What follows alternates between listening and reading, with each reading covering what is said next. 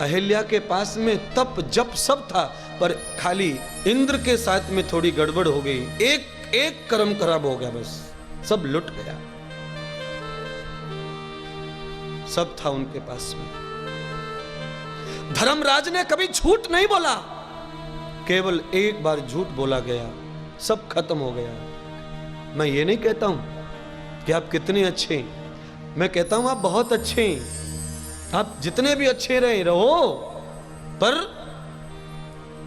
जैसे 5000 लीटर के दूध से भरे हुए टैंकर को अगर खराब करना हो तो आधा नींबू रस काफी है, आधा रस नींबू काफी है। टैंकर भरा हुआ खत्म। अगर हमारी जीवन की पॉजिटिव एनर्जी को नष्ट करना है तो केवल एक ही अवगुण काफी है, उससे ही सब खत्म हो सकता है, आपका कुछ नहीं बचेगा। ज्ञान का मूल भक्ति है, अज्ञानी को भक्ति नहीं आ सकती कभी। और यूं तो भक्ति बहुत प्रकार की है। एक भक्ति ऐसी है जिसमें पढ़ने का लिखने का कोई आवश्यक नहीं है, पर वो भक्ति ज्ञान के बगैर अधूरी है। सूर्य अगर नहीं रहे तो चंद्रमा फीका पड़ जाएगा। चंद्रमा में जो चमक है वो सूर्य से है। इसलिए भक्ति में जो रस है, आनंद है, वो ज्ञान से है। और सूर्य ज्ञान का प्रतीक है, सूर्य बुद्धि का स्वामी है, और मन चंद्र का दास है। यानी मन का दास कौन? हम है। और वैसे ईमानदारी से मन हमारा दास है, पर आदत हो जाती है धीरे धीरे। कई सेठानियां, कई मालकिन ऐसी बेकार हो जाती हैं जिन्हें नौकरानी के बगैर एक पल भी नहीं चलता। समर्थ है, शरीर है, बुद्धि है, हाथ है, पैर है, पर आज काम वाली नहीं आई तो दिन भर परेशानी, दिन भर परेशानी, दिन भर परेशानी। ऐसा क्यों हो रहा है? ये इसलिए हो रहा है क्योंकि आदत हो गई है उसकी। ऐसे जब हमें मन के विषयों की आदत हो जाती है तो हम मालिक होके भी हम दास हो जाते हैं, बेकार हो जाते हैं, चाकर हो जाते हैं, व्यर्थ हो जाते हैं। ऋषि कहते हैं तद मनयम त आत्मानम गतः। आत्मा का दास है मन। आज तो मेरा मन नहीं लग रहा यहां, मेरे तो मन में ऐसा ऐसा हो रहा है, मेरा तो मन ये कह रहा है, मेरा तो मन वो कह रहा है। और मैं तो मन से कहती हूँ, किसी को बात करती हूँ तो मैं तो मन से कहती हूँ। और भागवत कहती है मन तत्वम मनम, मन से कुछ मत करो, तुम मन से कहो मत, किसी से मन से जुड़ो मत, और किसी से मन मत लगाओ, क्योंकि ये सब बकवास है। किसी से जुड़ना है तो स्वयं से जुड़ो, मन से मत जुड़ो, क्योंकि ये मन तो पराया है, ये किसी का हुआ नहीं है जो किसी का हो जाएगा। अधिष्ट अधिष्टम न परवेश भूतम। ये जो अखियां हैं ये किसी की अपनी नहीं हुई आज तक। अगर ये अखियां तुम्हारी हैं तो तुम तुम्हारी नाक को देख के बता दो, मैं तुम्हारा चेला हो जाऊंगा। देखो इन आंखों से तुम्हारी नाक बताओ, देख के है तो नाक आंख के आगे देखो। अच्छा इन आंखों से आंख के पलक को ही देख के बता दो, बौसगिरी कर लो आंखों के ऊपर, आंखों के मालिक बन के दिखाओ। तुम जो चाहे वो आंखों से करवा के बताओ, हम तुम्हारे चेला होने को तैयार हैं। हाँ? नहीं नहीं नहीं नहीं नहीं जहां मन जाता है वहां आंखें जाती हैं, और कभी कभी जहां आंख जाती है वहां मन जाता है। इंद्री और मन इन दोनों का तालमेल है, और इस वजह से जीव की हानि हो रही है, आत्मा परेशान है। इसीलिए महाराज क्या कहते हैं, तदम विद्या लक्षणम। इसीलिए मैं कहता हूं विद्या चाहिए, मन को पराजित करने को आदमी को विद्या चाहिए। क्यों? मनः सत्येन शुद्धति। मन सत्य के प्रभाव से शुद्ध होता है। अज्ञानता से मन पाखंडी होता है और ये तुम्हें नचाता रहता है, प्रसन्न करता रहता है, हंसाता रहता है, रुलाता रहता है। एक लड़के को सारी खुशी एक लड़की में दिखती है, एक लड़की को एक लड़के में दिखती है। एक पढ़े लिखे व्यक्ति को सारी खुशी नौकरी में दिखती है, उसे नौकरी मिलनी चाहिए, बस हो गया, जिंदगी वही है उसकी। हाय हाय हाय हाय, मैं तो पढ़ गया, लिख गया, इंजीनियर हो गया, अब क्या करें? पढ़ गया, लिख गया, घर बैठ गया, पूरे घर वाले परेशान हो गए। 4 महीने से बैठा है, डिग्री लिख के, पढ़ के, लिख के, घर वाले परेशान हैं, खुद डिग्री वाला परेशान है। अगर ये डिग्री सच में सही होती, ये पढ़ाई वास्तव में ज्ञान होता, तो मुझे लगता है एक पल के लिए भी आदमी को डिप्रेशन आने वाला नहीं था, ये चिंता में पड़ने वाला नहीं था। अच्छा, नौकरी लग गई, किसी किसी को कैंपस से चयन हो जाता है, किसी को कॉलेज से ले जाते कंपनी वाले, घर नहीं आता, इंटरव्यू नहीं देता, कंपनियों में नहीं जाता, कॉलेज में कंपनी आ जाती है, चयन कर ले गए, पर अब कैंपस से नौकरी लग गई, फल इतना जल्दी मिल गया, पर डिप्रेशन कम नहीं हुआ, टेंशन गया नहीं, चिंता नहीं गई, आनंद नहीं आया, संतोष नहीं आया। कारण अज्ञान भरा हुआ है ना, मन बुद्धि और इंद्रियों से जी रहा है संसार को, और मन बुद्धि चित्त से, इंद्रिय से जो संसार जीता है वो हमेशा धोखा खाता है, उसे कभी प्रसन्नता नहीं आएगी। इसलिए तद भक्तम ज्ञान मूलम, हमारे जीवन के परम आनंद का मूल ज्ञान और भक्ति है। अब जिनके पास ज्ञान होता है वो संसार के साथ भी आनंद में रहते हैं।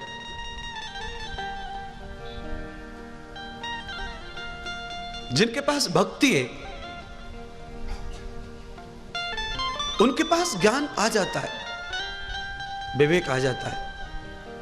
भ ग व त, ये भागवत संपन्न हो गए, फल मिल गया आपको। भागवत में बहुत बड़ी बातें नहीं है, 18,000 श्लोकों में केवल 4 अक्षरों की व्याख्या है, भ ग व त।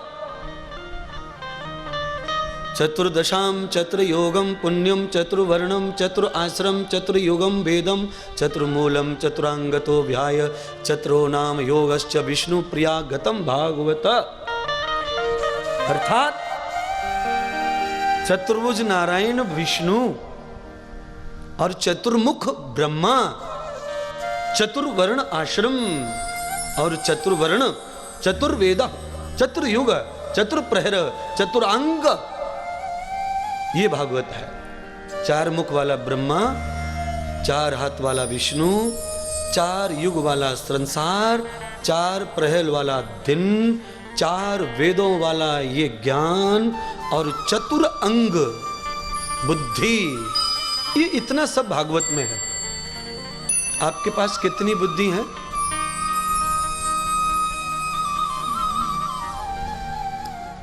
देखो, जवाब देना पड़ेगा आपको। आपके पास बुद्धि कितनी है? कोई ज्ञानी बताओ ना। बड़े बड़े पढ़े लिखे लोग रोज कथा सुनने बैठते ना। बुद्धि कितनी है आपके पास? 1 2 3 4 5 6, 1 2 3 4 5 6 है, पंचमः षष्ठम सप्तमः अष्टम दशमम एकादशौ द्वादशौ त्रयोदशौ चतुर्दशौ पंचदशौ षष्ठदशौ सप्तमदशौ अष्टदशौ नवदशौ द्वादशः।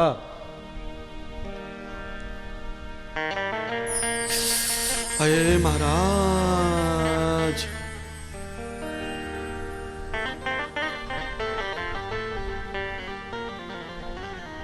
कोई नहीं है ऐसा व्यक्ति जो जवाब दे दे इस बात का। मैं तो रोज खुले में चैलेंज करता हूं। आपके पास जो सामान है वो इस ब्रह्मांड में किसी के पास नहीं है। फिर भी सबसे ज्यादा दुखी अगर दुनिया में कोई है तो मनुष्य है।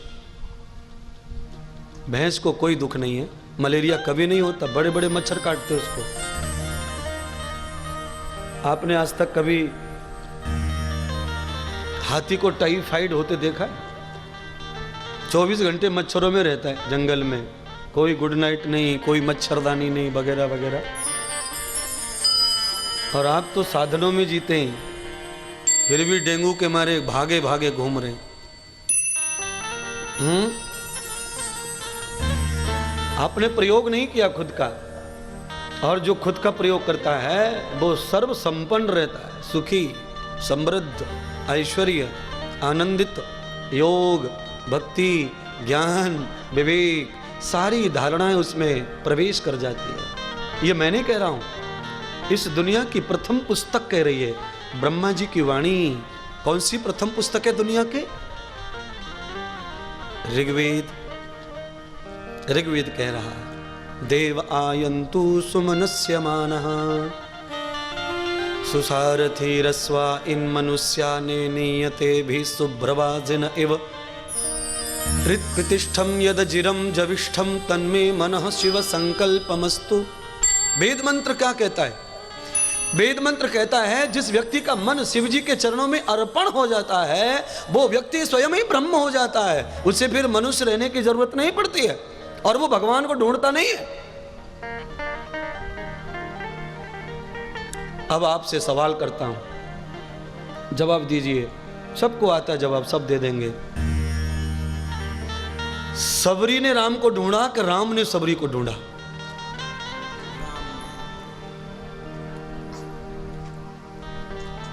अच्छा, सबरी तो भीलनी थी, अनपढ़ गवार।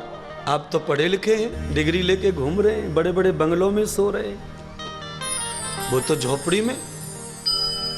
बोलिए ना। राम जी ने सबरी को ढूंढा, जवाब एकदम सही है। फिर आपको कोई क्यों नहीं ढूंढ रहा? आप खो जाएं तो आपका खुद का पैदा करने वाला बाप 8 दिन से ज्यादा तलाश नहीं करता आपकी, और उसकी तलाश 7 दिन में समाप्त हो जाती है, जिले लेवल तक जाता है। थानेदार ने नहीं सुनी तो एसपी के ऑफिस में जाके एप्लीकेशन करता है, घर पे आके रोता है, बस। बाद में पंडित जी बताते हैं कि पूना की ओर जाओ, फिर कोई पंडित जी बोलता है कि इंदौर की तरफ जाओ, कोई बोलता है कि हरिद्वार की तरफ चले जाओ। फिर बाप कहता है कि मैंने तो कुछ देखा ही नहीं है, किधर जाऊं? इसीलिए वो पंडित की बात भी नहीं मानता।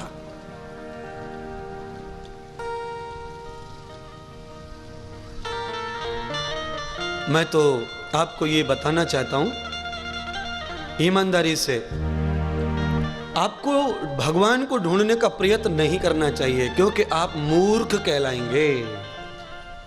जो भी भगवान को ढूंढ रहा है वो मूर्ख है, अज्ञानता से भरा हुआ है। किसी ने पूछा कि भगवान कहां है? उत्तर दिया, यहां है, वहां है, जहां है, तहां है, सब जहां है। और इंद्रदेव महाराज क्या कहते हैं उसे भी सुनिए।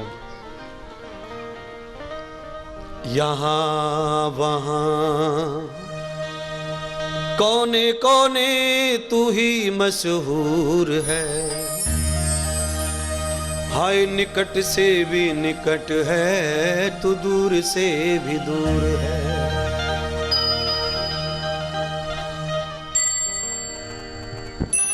तू ही एक मालिक है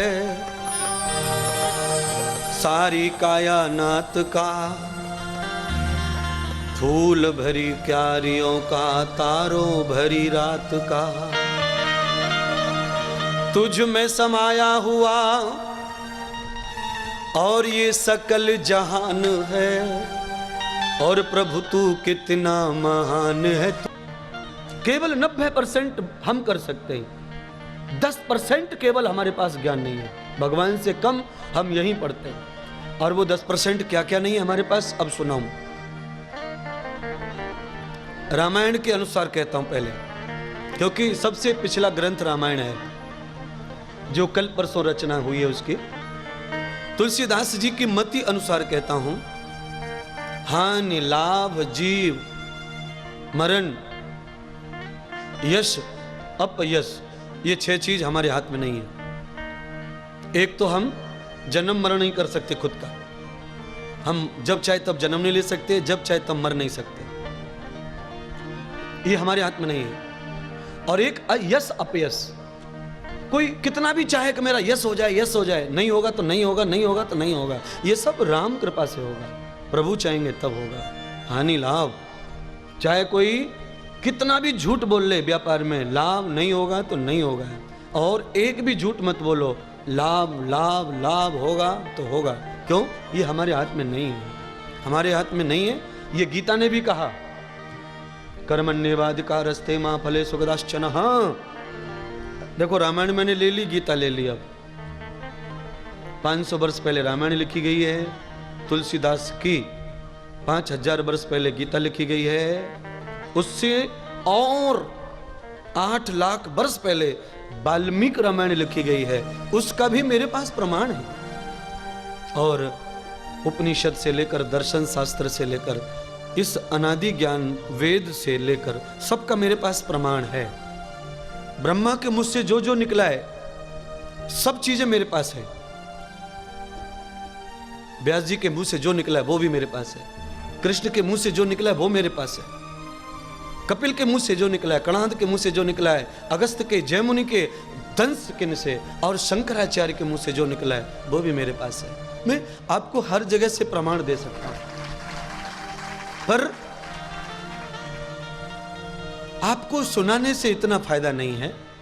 मैं खाली आपको सिखाना चाहता हूं और मैं आपको इतना महान, इतना बहादुर बनाना चाहता हूं कि आप अपने आप को कभी गरीब ना माने, कभी कमजोर ना समझे। झोपड़ी में रहना गरीबी नहीं है, आदमी खुद को कमजोर मानता है वो गरीबी है। कोई महल में रहता है, अमीर है वो, मैं नहीं मानता उसको। रावण के पास में सोने का महल है, पर दुनिया का सबसे गरीब व्यक्ति वही है। क्यों? जिसके पास झोपड़ी है उसके पास राम बिना बुलाए जा रहे हैं और झूठा खा रहे हैं, और जिसके पास सोने का महल है वहां राम हिंसा लेके जा रहे हैं, क्रोध लेके जा रहे हैं, गुस्सा लेके जा रहे हैं, जिंदा नहीं छोड़ूंगा, मार डालूंगा, ये सब लेके जा रहे हैं। ये क्या है? और सुनिए, इस दुनिया में सबसे बड़ी संपत्ति का नाम है चरित्र। सबरी के पास चरित्र था, रावण के पास में ये संपत्ति चरित्र की नहीं थी। और जिसका चरित्र चला जाता है, अब उसके पास क्या बचता है? हमारे पास में पूर्व धन वही है। पर आप घबराइए मत, आपका चरित्र भी चला जाए उसके भी मेरे पास उपाय हैं। आपका अपमान हो गया, चरित्र चला गया, आप पापी हो गए, बुरे हो गए, समाज आपको स्वीकार नहीं करता, घर वाले घर में नहीं रहने देते क्योंकि आप गंदे हैं, कुविचारी हैं, कुसंस्कारी हैं, दुराचार करके आप अपने आप को बदनाम कर लिए हैं, उसके लिए भी मार्ग है हमारे पास में। भागवत उसे भी स्वीकार करती है, रामायण उसे भी शरण देती है। ये राम और कृष्ण ऐसे देवता हैं, ऐसे चरित्र हैं कि इनके पास में कोई पूरा खोखला होके भी आ जाए, उससे ये मजबूत कर देते हैं, रंग देते हैं, फिर से भर देते हैं। गौतम की पत्नी, गौतम ऋषि की पत्नी अहिल्या का चरित्र लुट गया, राम जी ने वापिस कर दिया। लो, पहले तुम खाली एक बाबा की बीवी थी, पहले एक साधु की पत्नी थी, अब तू 33 करोड़ देवताओं में तेरी गिनती हो गई, अब तू देवी अहिल्या है। लोग तेरा मंदिर बनाएंगे और तेरी पूजा होगी। लीजिए, पराये पुरुष के साथ में जो, फिर उसकी पूजा क्यों नहीं होगी? पूजा जा पर कृपा राम की होई, ता पर कृपा करत सब कोई। सहस्त्रम पुरुषो वेदा।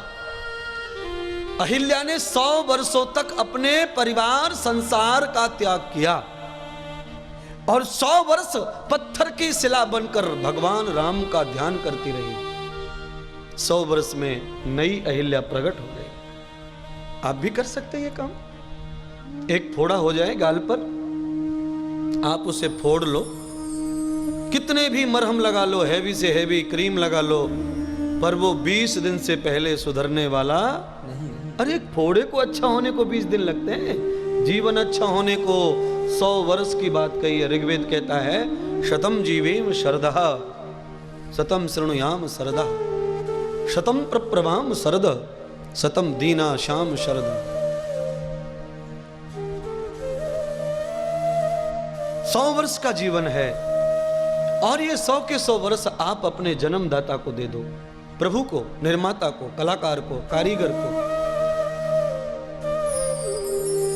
जो कारीगर है अपना जीवन उसे सौंप दो।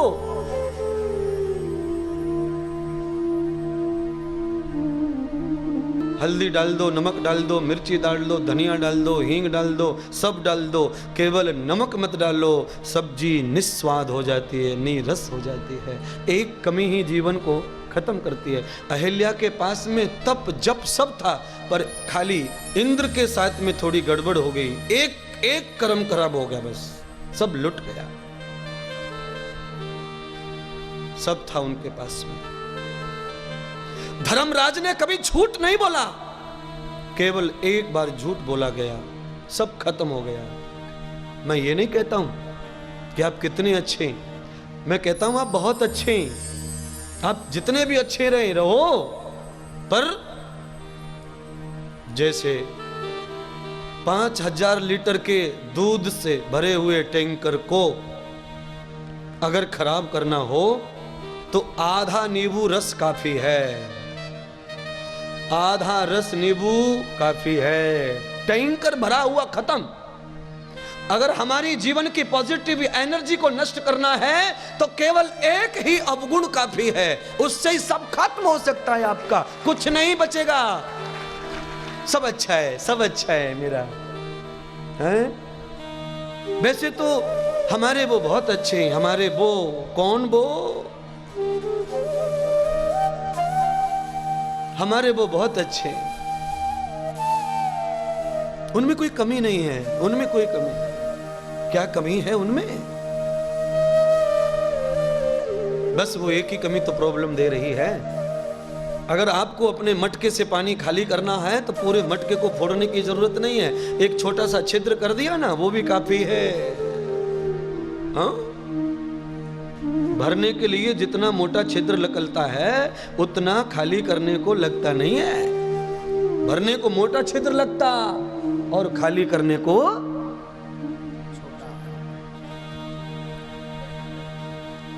बनने को देर लगती है, बिगड़ने को देर नहीं लगती है। कोई अपने घर में छप्पड़ बनाए, छप्पड़ दिन भर लग जाएगा उसे,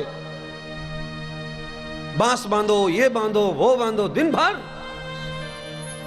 और वो छप्पड़ को अगर उजाड़ना हो तो माचिस की एक ही तिल्ली काफी है, पल भर में सब भस्म हो जाता है। निर्माण पल भर में नहीं होता। इसलिए इस दुनिया में अगर कोई देवता बनाए, भगवान बनाए, इंसान बनाए, कोई महान बना है तो उसके पीछे जरूर किसी महापुरुष, किसी गुरु का, किसी ज्ञानी का हाथ है। बिना गुरु के कोई महान बन नहीं सकता है।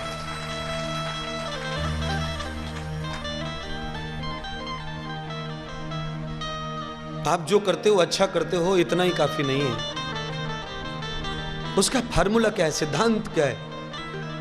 इस दुनिया में विज्ञान भावना से नहीं चलता है, विज्ञान को सिद्ध करना पड़ता है। भावना से विज्ञान नहीं बन जाएगा, भावना नहीं होती विज्ञान में। ये भक्ति भावना नहीं है, भक्ति विज्ञान का स्वरूप है।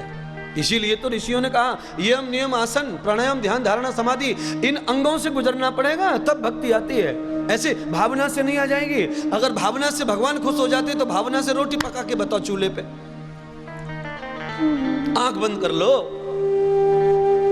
और बैठ जाओ। मैं देखना चाहता हूं कौन सी सब्जी पका सकते हैं आप भावना से।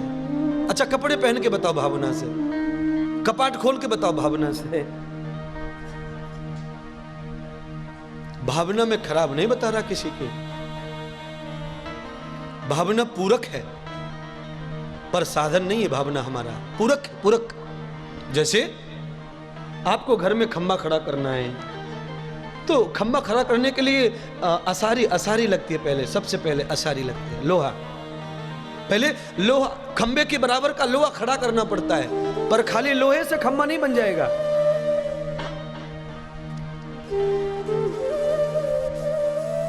जो हाथ में लिया फूंक मार दी उड़ जाता है, उसे रेत कहते हैं। पर पानी की संगति में आके वो रेत सीमेंट का स्पर्श करता है, और जब वो सीमेंट, रेत और पानी तीनों मिल जाते हैं तो वो इतने पक्के मित्र हो जाते हैं कि लोहे को ताकत देते हैं, बल देते हैं, और एक सुंदर से घर को खड़ा करने की ताकत पैदा कर लेते हैं। ये अकेला अकेला नहीं है, ये सब विज्ञान है। रेत और पानी मिला दो, खंबा नहीं बनेगा। और ये रेत कहां से आया है? रेत उसी पत्थर से बना जैसे सीमेंट बनता है। ये रेत जिस नदी से लाए हो, उसी नदी में से पत्थर उखाड़ कर ले जा रहे हैं और सीमेंट पीस रहे हैं।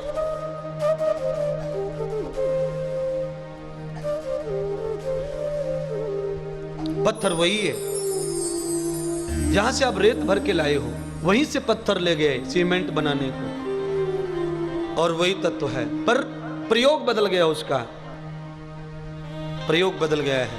वो पिस के आया है, मसल के, तप करके आया है वो, और किसी की संगति में से निकल के आया है, इसलिए एनर्जी लेके आया है, पावर लेके आया है। देखिए गेहूं का रंग कैसा होता है? कनक, सोने जैसा। इसीलिए संस्कृत में गेहूं को गनक कहते हैं, कनक। सोने को भी कनक कहते हैं। कनक कनक से मादकता मदकाय। सोने की दुकान पे चले जाओ, वहां पर गेहूं नहीं मिलेगा कनक के रूप में, और किराने की दुकान पे चले जाओ, वहां सोना नहीं मिलेगा कनक के रूप में। दोनों जगह अर्थ अलग है, शब्द एक ही है। अब यहां भावना काम नहीं करेगी। अनाज की मंडी में कनक कनक कनक कनक कनक कनक कनक कनक कनक कनक ले लो, तो अनाज खरीदने वाले लोग ही मिलेंगे, सोना खरीदने वाले नहीं मिलेंगे वहां। और सोने की मंडी में सोने वाले, अनाज वाले नहीं। तो शब्द के बहुत सारे अर्थ होते हैं, और उन सारे अर्थों को जब तक हम नहीं जानते तब तक वो शब्द हमारे लिए व्यर्थ होता है। मीनिंग्स होने चाहिए जीवन का, हमारे जीवन का महत्व होना चाहिए। हमारे जीवन का मीनिंग क्या है?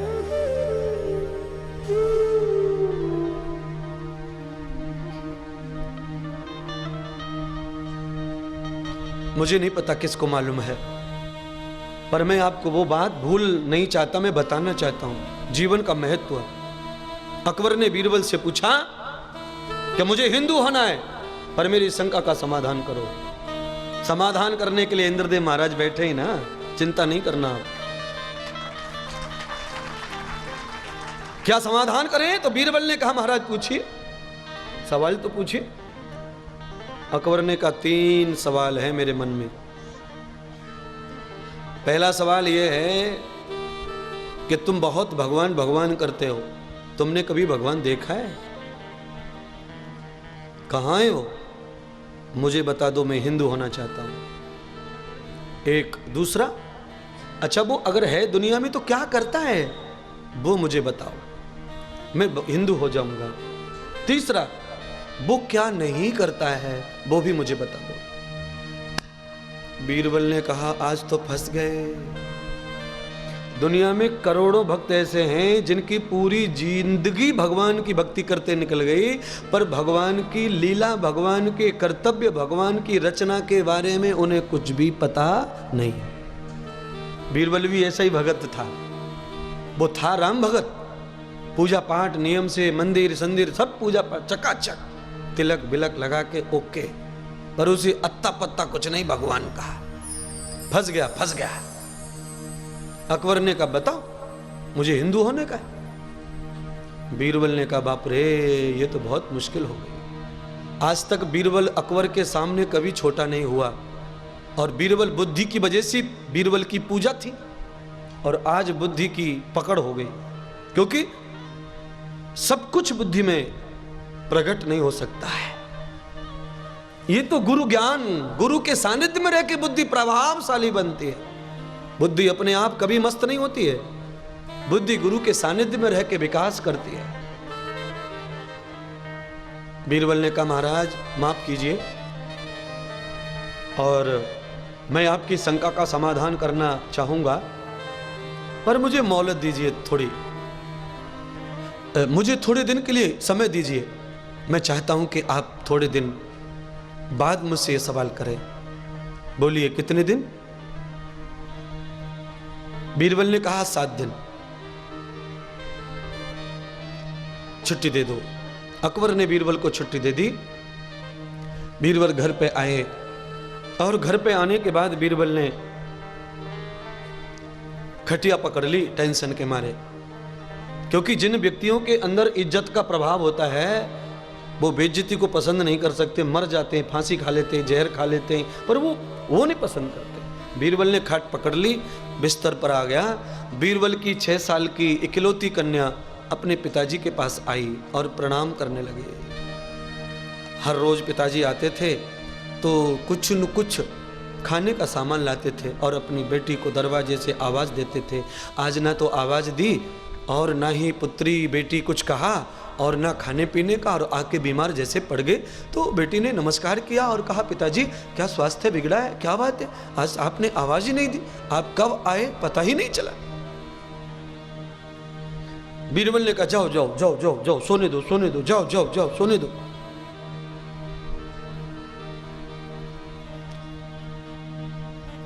और जिनका प्यार सच्चा है वो नहीं जाते।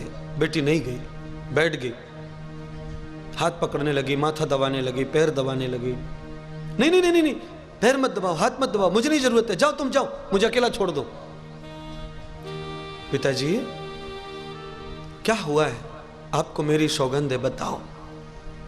बीरबल ने सौगंध लेते बेटी को कहा मैं बर्बाद हो गया, मैं आज तक झुका नहीं कभी, पर आज मैं झुक गया। क्या हुआ? कहा कि मेरे पूजा पाठ से प्रभावित होकर महाराज अकबर ने मुझसे 3 सवाल पूछे हैं और उनका जवाब मेरे पास नहीं है। क्या पूछा है? और वो हिंदू बनना चाहते हैं। तो पूछा क्या है? तो उन्होंने कहा ये पूछा है कि भाई तू बड़ा भगवान भगवान करता है, बता तेरा भगवान कहाँ रहता है, मुझे मिलवा, तेरा भगवान क्या करता है, तेरा भगवान क्या नहीं करता है। बीरबल की लड़की ने जब तीनों प्रश्न पूछे जाने तो हंसने लगी और कहने लगी बस बस बस बस, चुटकी बजा के ये प्रश्नों का उत्तर तो चुटकी बजा के दे दूंगी मैं। और सुनिए, आप तो इतने महान मेरे पिता हैं, आपको ऐसे तुच्चू मुच्चू प्रश्नों का उत्तर देने की जरूरत नहीं है, आपकी औलादी काफी है। बीरबल ने कहा तुम्हें पता नहीं बेटा, अकबर के प्रश्नों का उत्तर गलत होने का मतलब होता फांसी पे जाना, फांसी दे देंगे वो तुमको। अगर तुम्हारे पास में उत्तर है तो अपने पिता को बताओ। बेटी ने कहा नहीं नहीं नहीं नहीं, मैं आपको नहीं बताऊंगी, मैं अकबर को बताना चाहती हूं कि बीरबल के घर में, बीरबल नहीं, बीरबल की छोटी छोटी औलाद दुनिया के बड़े से बड़े सवाल का जवाब जानती है, और कुछ न जानती हो भगत की औलाद, पर ये औलाद भगत की ये जानती है कि भगवान कहाँ रहता है, क्या करता है, क्या नहीं करता है। और ये प्रभाव रहता है भगत आदमी का, जो भगवान का भगत होता है उसकी औलाद चमत्कारी पैदा होती है, गुणवान पैदा होती है। चाहे जिंदगी में कभी भगत ने भगवान नहीं देखा, पर उसकी औलाद जरूर देखेगी, क्यों? उसके हार्मोन्स ऐसे हैं, उसका तत्व, उसके गुण, उसका खून, उसकी बुद्धि, उसका चित्त वैसा है, क्योंकि पिता के पास भक्ति है, मां के पास भक्ति है। भक्ति भक्ति महारानी कयाधु ने की भगवान की, और दर्शन कयाधु के पुत्र को हुआ भगवान का। ज्ञान बच्चे को कब मिलेगा, कहां मिलेगा पता नहीं रहता है, पर बिना गुरु के ज्ञान किसी को नहीं मिला है। मां गुरु है बच्चे की, पिता गुरु होता है बच्चे का। माता पिता चाहें तो बच्चे का काफी निर्माण कर सकते हैं। भक्त प्रहलाद पैदा कर दिया कयाधु ने, 9 महीने भक्ति कर ली, और ऐसी भक्ति दे दी बच्चे को कि भगवान पा लिया बचपन में। मैंने कहा रिजल्ट बच्चे पर आते हैं सबके। मुझे लेके चलो। बीरबल अपनी पुत्री को अकबर की सभा में ले गया। दूसरे दिन अकबर ने जैसे बीरबल को दरवाजे पर देखा, कहा बीरबल तुम तो 7 दिन की छुट्टी लेके गए थे, दूसरे दिन आ गए, लगता है तीनों सवालों का जवाब ले आए। अच्छा बताओ। सभा में जब घुसना पहले सवाल का जवाब दो। जैसे अकबर ने पूछा, बीरबल चुप। लड़की आगे बढ़ी और लड़की ने कहा, महाराज आपको सम्राट सिंहासन किसने दिया? कौन मूर्ख कौन बावला था जो आपको राजा बनाया? आप तो चपरासी बनने के योग्य भी नहीं हैं, आपको राजा किसने बना दिया? अकबर ने लड़की की ऐसी अनहोनी बातें सुनकर क्रोध किया, गुस्सा किया। फिर बाद में अकबर ने कहा, इतनी छोटी बच्ची बीरबल की मुझे ऐसी बात क्यों कर रही है, क्या बात है? तो उसने बच्ची से पूछा, बेटी आगे आओ और ये बताओ मेरे अंदर ऐसा कौन सा गुण नहीं है जो मैं राजा नहीं बन सकता? लड़की ने कहा, सुनिए, जो व्यक्ति अपनी सभा में आए हुए नए मेहमान को बिठाना उठाना, स्वागतम, बिठाना उठाना, बैठो, आओ, यहाँ आओ, वहाँ आओ, जो व्यक्ति अपने घर में आए हुए नए व्यक्ति का स्वागत नहीं कर सकता है, वो व्यक्ति मनुष्य ही नहीं हो सकता है। राजा की तो बात छोड़िए। क्या आप मुझे जानते हैं मैं कौन हूं? नहीं, मैं नहीं जानता, मुझे नहीं पता तुम कौन हो। बीरबल ने कहा, क्षमा कर दो महाराज, ये मेरी कन्या है। ओहो बीरबल, तुम्हारी बेटी बहुत चतुर है, होशियार है। भूल हो गई बेटी, सच में भूल हो गई, तुमने सही टोका।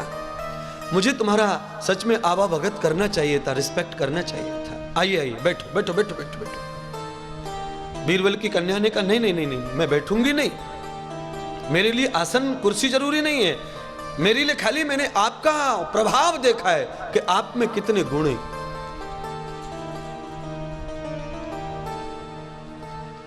राजा ने कहा, यह लड़की बहुत होशियार है और ये हो सकता है बात बात पर गड़बड़ करेगी, इसलिए राजा ने कहा, चपरासियों से सिपाहियों से जाओ, चांदी का कटोरा गाय के दूध से भर के लाओ, बेटी को पिलाओ।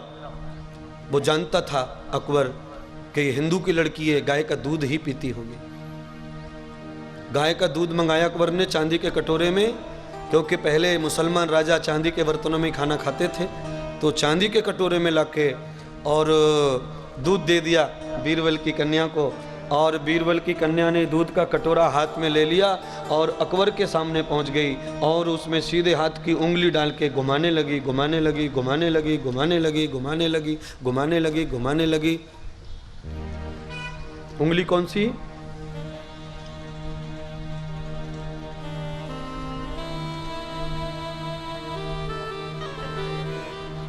तीन बार ऐसे किया बीरबल की लड़की ने। अकबर ने कहा, बेटे पी लो, पियो पियो पियो पियो।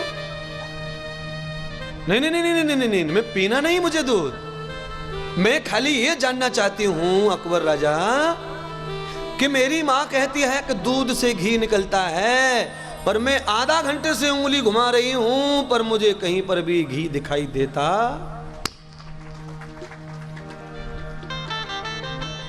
अकबर ने कहा, आप बड़ी भोली भाली हैं, आपको भी अकल नहीं है। बीरबल की लड़की से अकबर ने बदला जैसा ले लिया। अभी बीरबल की लड़की ने कहा था, अकल नहीं आपको राजा बनने की, अब अकबर ने कह दिया आपको अकल नहीं है, बुद्धि नहीं है। तुम्हारी मां सही कहती है, दूध से ही घी निकलता है, पर उसको थोड़ा गर्म करना पड़ता है,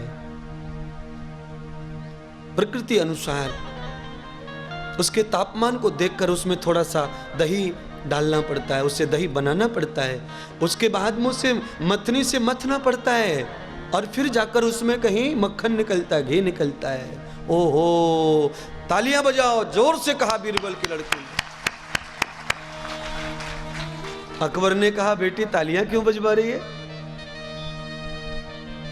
सच में आप तो बहुत होशियार हैं। कैसे?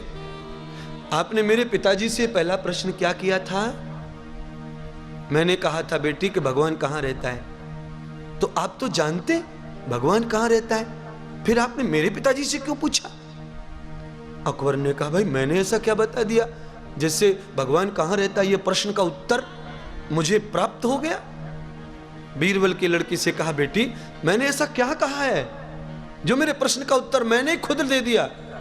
बीरबल की लड़की कहती है सुनिए, आपने पूछा भगवान कहाँ रहता है, आप जानते हैं पर समझ नहीं पाए आप, मैं आपको समझाना चाहती हूं। जैसे ये कटोरा है, ये कटोरा क्या है? ये संसार है, संसार। और ये कटोरा रूपी जो संसार है इसमें परमात्मा चारों तरफ भरा पड़ा है, भरा पड़ा है। जैसे दूध में घी भरा पड़ा है, भरा पड़ा है पर दिखाई नहीं देता, और थोड़ा सा उसे हल्का गर्म करना पड़ता है, और गर्म करके उसमें इतना सा दही, बोले तो 2 शब्दों का मंत्र गुरु से डलवाना पड़ता है उस कटोरे रूपी दूध में, जीवन रूपी दूध में।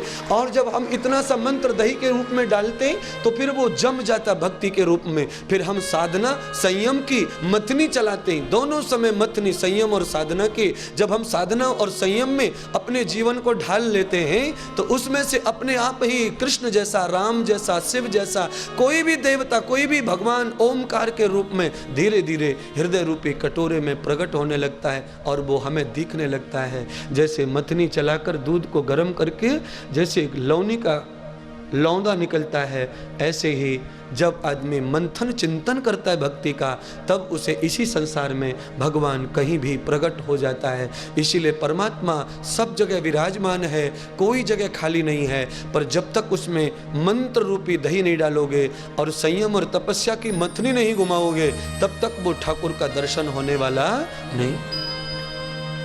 हो अकबर हैरान हो गए। अच्छा समझ में आ गया पुत्री मेरे दूसरे प्रश्न का उत्तर। भगवान क्या करता है? लड़की ने कहा महाराज फिर गलती कर रहे हो इस दुनिया में जो ज्ञान लेता है वो शिष्य होता है, जो ज्ञान देता है वो गुरु होता है। अब इस सभा में ज्ञान दे कौन रहा है, ले कौन रहा है, ये बताओ।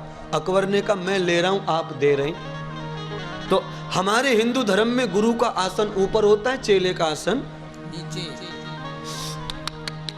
अकबर ने कहा भाई गड़बड़ हो गई, अब क्या करूं? लाओ भाई लाओ, बीरबल की लड़की को लाओ। बीरबल की कन्या को अकबर ने अपने सिंहासन पर बिठा दिया और वो जमीन में जहां खड़ी थी वहां अकबर जाके खड़े हो गए। अब सुनाओ मेरे दूसरे प्रश्न का उत्तर। बीरबल की कन्या ने कहा उत्तर तो कब का आपने खुद ही दे दिया। कैसे? आपने क्या कहा? क्या है प्रश्न आपका? अकबर ने कहा मेरा प्रश्न है भगवान क्या करता है। तो बीरबल की कन्या ने कहा जो अभी अभी चमत्कार हुआ है भगवान यही करता है, राई को पहाड़ बनाता है और पहाड़ को राई बनाता है। मैं तो देखो नीचे 6 साल की कन्या, मैं तुम्हारे सिंहासन पर अपने आप पहुंच गई और तुम राजा मेरी जगह पर अपने आप पहुंच गए, ये भगवान करता है। अच्छा एक प्रश्न और है कि भगवान क्या नहीं करता है। यहां तो बीरबल की लड़की ने कोई प्रैक्टिकल नहीं किया और इस तीसरे प्रश्न का जवाब तो ऐसे चुट दे दिया। उसने कहा हे अकबर जो जो तुम करते हो वो कुछ भी भगवान नहीं करता है, बस तुझ में और भगवान में इतना ही फर्क है और कोई फर्क नहीं है। देखने में वो भी तेरे जैसा ही है और तू उसके जैसा है, पर वो जो तू करता है वो नहीं करता है। वो रोटी नहीं खाता है, बच्चे नहीं बनाता है, नौकरी पे नहीं जाता है, स्कूल में नहीं जाता है, वो इंजीनियर नहीं बनता है।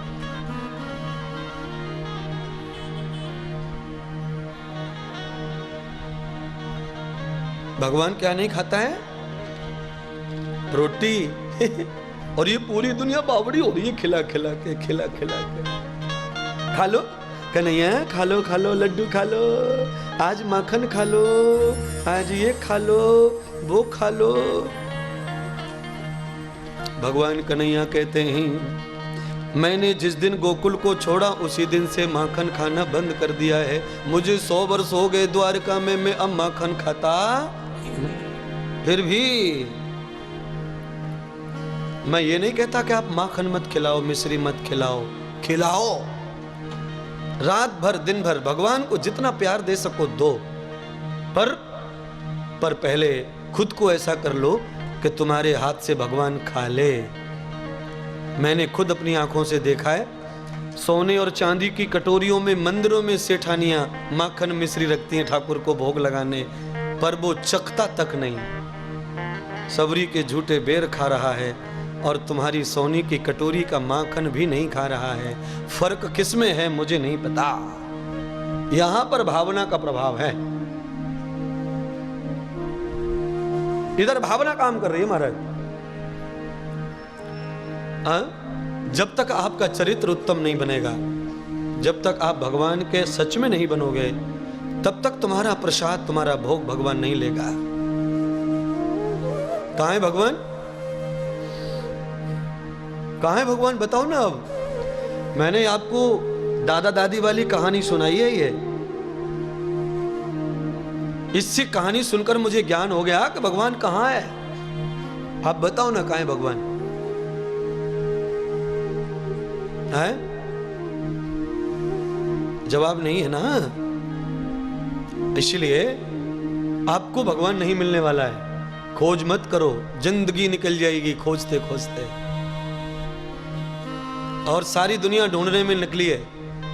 लोग 2-2 महीने पहले से रिजर्वेशन करवाते भगवान को ढूंढने के लिए। हाँ, भगवान ढूंढने जा रहे हैं। कहां? साउथ में जा रहे हैं। बालाजी बालाजी बालाजी। तू कहां जा रही? मैं जा रही शिरडी, मैं हरिद्वार, मैं काशी। मेरा तो 3 महीने से रिजर्वेशन होके रखा है।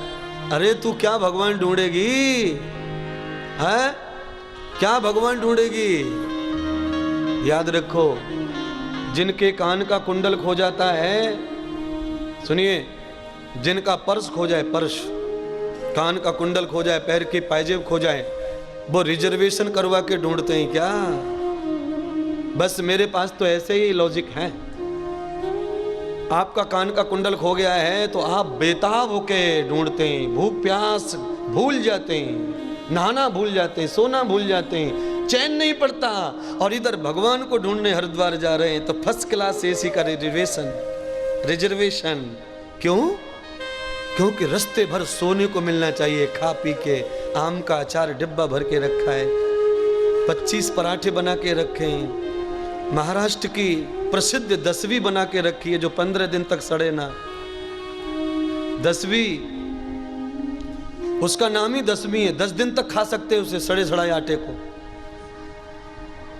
भगवान कहता है, अरे दसवीं, तू भगवान ढूंढने जा रहा है कि बासा खाने जा रहा है? रेल में बड़ा मजा आता है। ले ले मजा, ले ले। चाय चाय चाय चाय, भाई भैया चाय दे जा।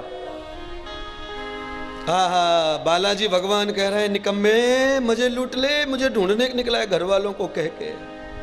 मैं बालाजी जा रहा हूं दर्शन हेतु। दर्शन है? खाते पीते मौज मस्ती लेते दर्शन होने वाला नहीं है। हाँ, दर्शन कब होगा? कब होगा दर्शन? बताओ तो सही। भगवान का दर्शन करने के लिए सुदामा ने बीवी का त्याग किया, बच्चों का त्याग किया, दुखों का त्याग किया, सुखों का त्याग किया, गांव का त्याग किया, घर का झोपड़ी का त्याग किया, और सुदामा अकेले द्वारका चले गए, तब दर्शन मिला। जो अकेला सब छोड़ के चला जाएगा उसे दर्शन होने के चांस हैं, पर जो पूरी गठरिया बांध के घूम रहा है, लल्ली लल्ला की, लुल्लू लुल्लू की, उसे कुछ मिलने वाला ना ना ना ना ना ना ना ना ना। बेटी बेटी बेटी, गुड्डू गुड्डू गुड्डू, पुट्टू पुट्टू पुट्टू, गुड्डू गुड्डू गुड्डू।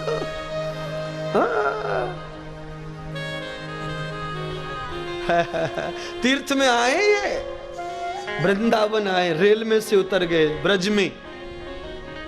सेठानी कह रही है, हमारे पास में 8 नग थे।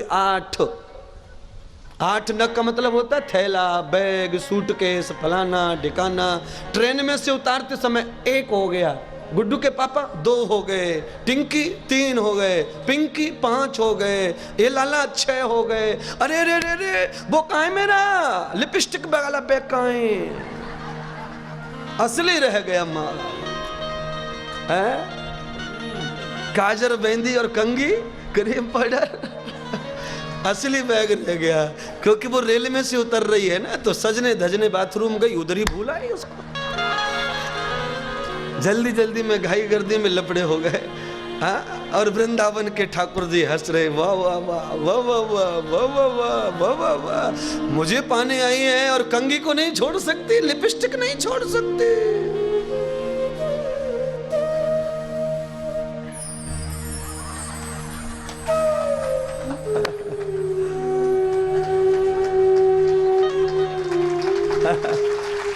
क्या चाहिए?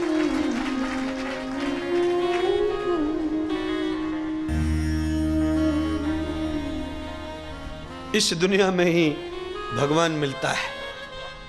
पहले सबको यही मिला और इस दुनिया में ही सबकी उन्नति होती है। कई लोग कर रहे हैं, कई कर चुके हैं, कई करेंगे। मैंने भी बहुत उन्नति की है इस दुनिया में, आप भी करें।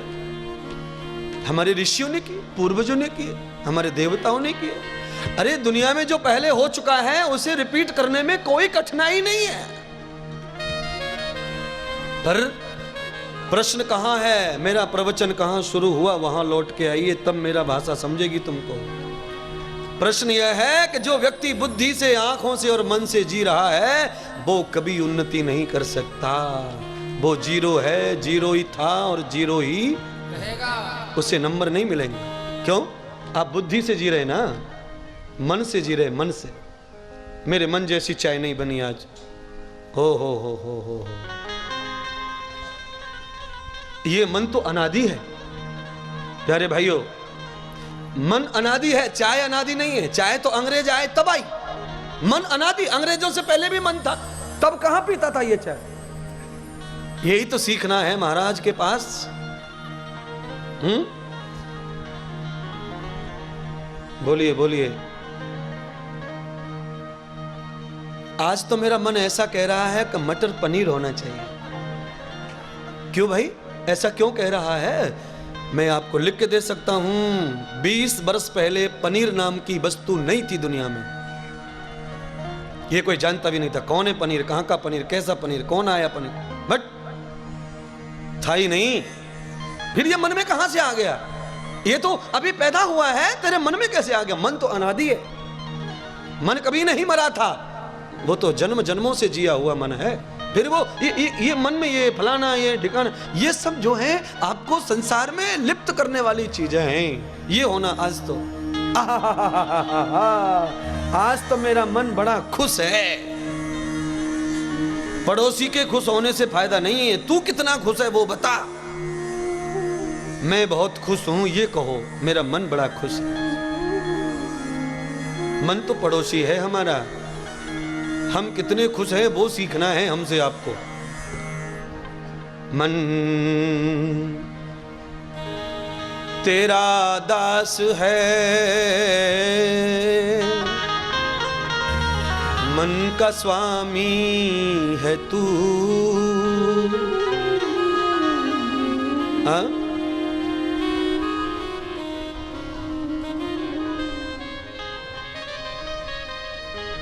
स्वामी होके भी तू दुखी है और वो दास होके भी सुखी है। क्यों? क्योंकि तू उसके जैसा जो कर रहा है, मन जैसा। और इसलिए जो व्यक्ति मन के लिए जीता मरता है वो कभी भी समरता नहीं है, वो कभी भी मरेगा ही मरेगा ही मरेगा ही। और ये भागवत क्या है? ये भागवत व्यक्ति को मन बुद्धि चित्त से भी ऊपर का ज्ञान देना चाहती है। मन बुद्धि चित्त से ऊपर का ज्ञान। और जब मन बुद्धि चित्त से ऊपर का ज्ञान हमारी आत्मा में प्रवेश करता है तब परमानंद मिलता है, तब आनंद मिलता है, तब सच्चिदानंद मिलता है, तब ब्रह्म मिलता है, तब सुख मिलता है, सब समृद्धि मिलती है, तब ही मोक्ष मिलता है, तब ही सुख अवृद्ध आता है। बुद्धि से सुख नहीं आया किसी को आज तक। बुद्धि किसके लिए है? आधुनिक संसार ये जो दिख रहा है ना, इसको चलाने के लिए बुद्धि है, इसको भोगने के लिए बुद्धि है। बस खत्म हो गया मन बुद्धि का विषय। मैं नहीं कहता इस बात को, मैंने अध्ययन किया हुआ है। ये सारी बातें ऋषि मुनियों की हैं। मन बुद्धि चित्त से भी परे है परमात्मा, ब्रह्म, सुख, आनंद, कृष्णा, रामा। रामा रामा रटते रटते बेती रे उमरिया, पूरी जिंदगी निकल गई। पीतल के मजीरे घिस गए पर राम जी नहीं आए। देख लो कितनी जोड़ी चप्पलें घिस गई घूम घूम के पर विट्ठल नहीं आया। कई लोग 40 साल से पायरी जा रहे हैं, दिंडी यात्रा, पंढरपुर पंढरपुर पंढरपुर पंढरपुर। 40 साल में तो रिजल्ट आना चाहिए। आदमी 30 साल नौकरी कर लेता है तो बाकी जिंदगी बैठ के खाता है, इतना फल नौकरी देती है। विट्ठल ने कोई फल नहीं दिया। 40 साल से पद यात्रा पद यात्रा पद यात्रा, विट्ठल फल देता नहीं है। ये मैं नहीं कह रहा हूं, विट्ठल तो फल देने को तैयार है, पर इसके बीज में घुन लग गया है, ये उपजने वाला नहीं है। फल आएगा कहां से? जो बीज तू बो रहा है ये घुना हुआ है, कीड़ा खा गया इसे। व्यसन का, मुक्ति का, पाप का, अपराध का, गंदगी का, दुराचार का, व्यभिचार का। अरे विट्ठल को दिखता है, सब देख रहा है, वो तुझे फल नहीं देगा। उसके पास क्या कमी है फल के? भरा पड़ा है उसके पास।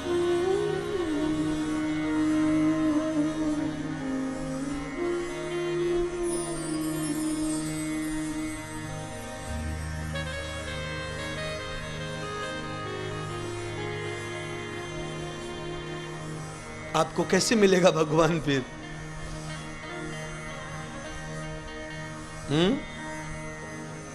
अच्छा एक बात सब बताइए, एक बहुत सुंदर लॉजिक है जिसके बारे में आप सब जानते हैं। आपने कई कैलेंडर्स पे कई जगह देखा होगा, हनुमान जी ने दोनों हाथों से अपनी छाती फाड़ी है, तो उसमें से क्या दिखाई दे रहा है? कैमरे में जानी चाहिए आवाज, टीवी पे सुननी चाहिए, जोर से बोलो। सीताराम। हो। तो महाराज इंद्र देवेश्वरानंद जी की जो बात है उसका प्रमाण हनुमान जी दे रहे हैं। वो कह रहे हैं जो राम का भक्त होगा जब वो फाड़ के दिखाएगा तो उसमें वही दिखेगा जो है। यदंतरम तदवयम। अगर आपने किचन के किसी डिब्बे में तुअर भर दी दाल तो उसमें चने की दाल कभी भी निकलने वाली नहीं है। जीरे के डिब्बे में धनिया नहीं निकलेगा, हल्दी के जीरे धनिया नहीं निकलेगा, तो क्या निकलना चाहिए? जो भरा है वो निकलेगा।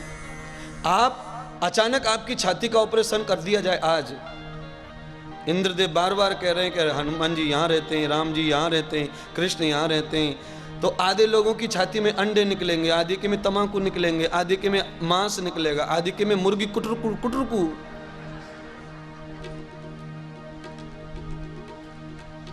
पेड़ बबूल के लगाए उम्र भर, फिर आम के फल कहां से खाएगा बेटा? अंडे खा रहा है और कन्हैया और राम जी को देखना चाहता है, कभी नहीं। मुर्गी खा रहा है और विट्ठल से फल चाहता है, कभी नहीं। छोड़ना पड़ेगा।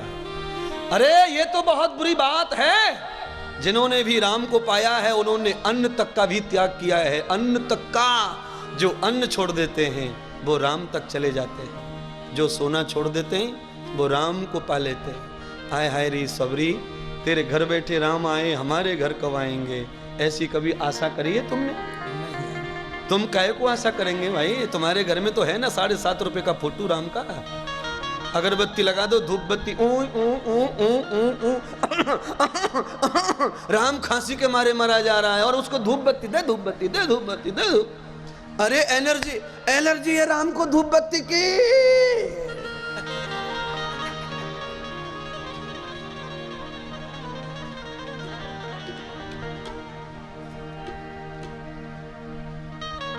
कार्बन डाइऑक्साइड नहीं चाहिए उसको। धूप बत्ती में 95% कार्बन डाइऑक्साइड होती है और वो किसी भी जीव को सुख देने वाली।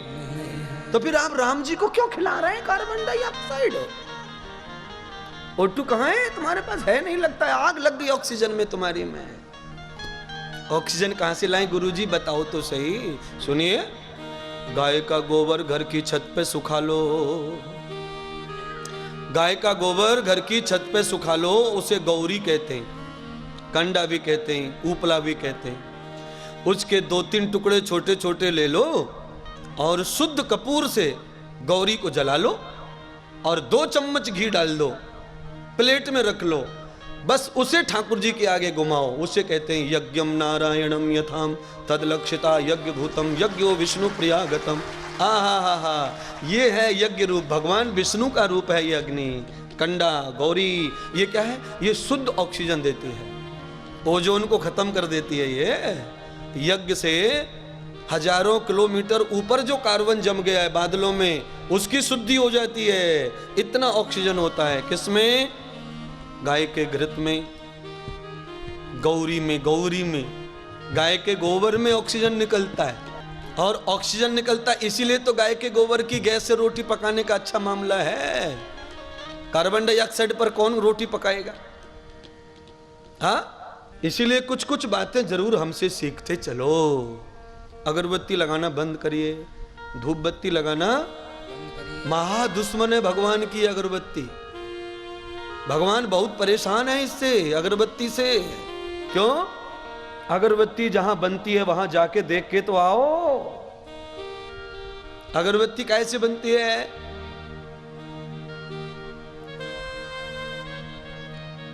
कोयले की राख से। और ये ट्रक में से जो जला हुआ सड़ेला वो नहीं निकलता, इंजन का ऑयल, उस ऑयल से। अब जिसको ट्रक जैसी इंजन, जिसे लोहा नहीं ले रहा है, आप उसे भगवान को भेंट चढ़ा रहे। जिसे ट्रक थूक रहा बट बट बट बट, उसे हम लोग भगवान को अर्पण कर रहे हैं। अच्छा, दोष आपका नहीं है, आपको पता नहीं अगरबत्ती कैसे बनती है, इसीलिए प्रॉब्लम आ रहा है। इसीलिए आजकल बहुत सारे गौशालाओं में गाय के गोबर से अगरबत्तियां बनना शुरू हो गया है। जड़ी बूटियों से भी अगरबत्तियां बनी रही हैं, पर्याय तो निकल रहे हैं अच्छे अच्छे। पर आपके घर के मंदिर की पूजा पाठ की जो विशेषताएं हैं, जो आप श्रद्धा से करते हैं, और वही श्रद्धा पाप में कन्वर्ट हो रही है, परिवर्तन कर रही है। आप करते हैं पुण्य के लिए, हो रहा है पाप। इसको ही अज्ञान कहते हैं। ये बिना ज्ञान के कभी पूजा पाठ लाइन पर आने वाला नहीं। इसीलिए पहले जमाने में जो ब्राह्मण पूजा पाठ करते थे ना, वो पहले पढ़ने जाते थे गुरुकुल में। पहले वो पाठशाला पढ़ के आते थे, फिर वो पूजा पाठ करते थे। बिना अध्ययन के पूजा पाठ भी करना नहीं चाहिए। आपका पूजा पाठ कैसा है बताओ, बताओ तो सही। तो आपका तो सिद्धांत इसलिए खराब है, आपका पूजा पाठ कभी फिट हो ही नहीं सकता। क्यों नहीं हो सकता? आपके घर में 4 व्यक्ति हैं, और मैं हर घर का जानता हूं कहानी। 4 व्यक्ति भी, एक घर में 4 व्यक्ति अलग अलग प्रकार की बुद्धि वाले, अलग अलग विचार वाले, और चारों के चारों अलग अलग खाना पसंद करते हैं। 4 व्यक्ति घर में है, बेटी को ये चाहिए, मम्मी को ये चाहिए, पापा को वो चाहिए, सबको अलग अलग पसंद रहता है खाना। आज मम्मी अपने मन से कुछ बना ले तो बच्चों को नहीं जमता, वो फिर अलग से कुकर में सीटी लगानी पड़ती है। बढ़िया से बढ़िया सब्जी नहीं खाएंगे और खिचड़ी खा लेंगे। मन जैसा होना सबका। इसीलिए तुम्हें अगर तुम्हारे मन जैसा पसंद है तो ठाकुर जी को भी तो मन होगा ना, उनको भी मन जैसा करो। अच्छा, उनका मन जैसा कैसा है बताओ? हैं? तुम्हारी पूजा इसलिए सफल नहीं होती है क्योंकि तुम जब पूजा करने के लिए बैठते हो तो जब तुम परोसते हो फल फूल कंकु चावल हल्दी वगैरह वगैरह, जो भी आप करते हो सब रंग रंग हो जाता है, गलत गलत हो जाता है। आपके मंदिर में भगवान को नहलाने धुलाने की व्यवस्था है? सुनिए सुनिए, जरा हंसी की बात सुनिए, आनंद आ जाएगा आपको। आपका शरीर कितना बड़ा है? मेरा जो शरीर है, मेरी हाइट जो है 6 फुट 5 इंच है, और मुझे पूरे को पहुंचने के लिए, नहाने के बाद पहुंचने के लिए 1 मीटर का जो वस्त्र है, तौलिया, वो पूरी लगती है। 6 फुट के शरीर को इतना बड़ा कपड़ा लगता है नहाने के बाद पहुंचने के लिए। और हमारे मंदिर में कम से कम 25-30 तस्वीरें फोटो रहते हैं, उनको पहुंचने के लिए इतना छोटा सा टुकड़ा होता है मंदिर में। इतना बोलो, एक बॉडी 6 फुट की महाराज की, उसको 1 मीटर का कपड़ा लगता है। और घर में जितने लोग लुगाई हैं सबको अलग तौलिया है, सबको अलग अलग तौलिया है, 1-1 मीटर की, 5 है तो 5 मीटर हो गया। और हमारे घर के मंदिर में कम से कम 40 भगवान है, उनको वही रूमाल, 1 रूमाल। अब हनुमान जी को सच में खुजली हो रही हो तो राम जी को फिर क्या होएगा उस रूमाल से? इन्फेक्शन होगा कि नहीं है? तुम तो दादाजी की तौलिया से पहुंचते ही नहीं। दादाजी तो तुम्हारा ही है ना। नहीं नहीं, ये दादाजी की है, दादाजी की से मैं नहीं नहाऊंगी, मैं नहीं पहुंचूंगा। क्यों भाई? हनुमान जी की से राम को पहुंच रहे, राम को हनुमान जी को पहुंच रहे, और दादाजी के पोता नहीं पहुंच रहा। तुम्हारी भक्ति कहीं भी फिट बैठने वाली नहीं। हाँ, और सुनो, सत्यनारायण की कथा होगी तुम्हारे घर में, सब आए अगल बगल में से, न्योता जो दिया है, कमरा भरा पड़ा है, पंडित जी ने कथा सुना दी, सत्यनारायण की जय बोल दी, और वो रवा का हलवा बनाया, बांटने निकले, सबको दे रहे, लो सत्यनारायण का प्रसाद लो, प्रसाद लो, प्रसाद लो। सब लोगों ने अपने अपने हाथ किए, सबने अलग अलग लिया। पर तुम्हारे घर में जो मंदिर है उसमें जो 20 भगवान बैठे हैं, उन सब के लिए एक ही पेड़ा बीच में रख दिया, बीच में एक पेड़ा रख दिया, ले खाना है तो खा ले, नहीं खाना है मत खा ले। हनुमान जी कहते मैं झूठा नहीं खाता, ये राम जी ने खा लिया, मैं नहीं खाऊंगा। ये भगत कहता मत खा, भूखा मर ले, हमको कुछ पड़ी नहीं है। तुम्हारी भक्ति कैसे सफल होगी पाखंडियों? अज्ञान से भरी दुकानें तुम्हारी। 20 भगवान हैं तो 20 पेड़ा होने चाहिए, 20 हार, 20 फूल है, 20 कटोरी, 20 थाली, सबको अलग अलग है। इतने सारे भंडारे चलते हैं, खिचड़ी भले ही भगोना में एक में ही है, पर पत्तल सबको अलग अलग होती है। पत्तलवाड़ी पात्र तो सबको अलग है, तुमने तो एक ही कटोरी में रख दिया, ये गलत है, सरासर अन्याय कर रहे हैं आप भगवान के साथ है? इसीलिए एकम कृत्वा च दर्शनम प्रियात्मनो भाव मूलम। सब कुछ इस दुनिया में भावना से नहीं मिलेगा, भावना के साथ में ज्ञान होना चाहिए। जो व्यक्ति ज्ञान के साथ भावना प्रस्तुत करता है वो भक्ति पैदा कर सकता है, और जो केवल भावना में डूबा हुआ है वो अंधविश्वास पैदा करता है।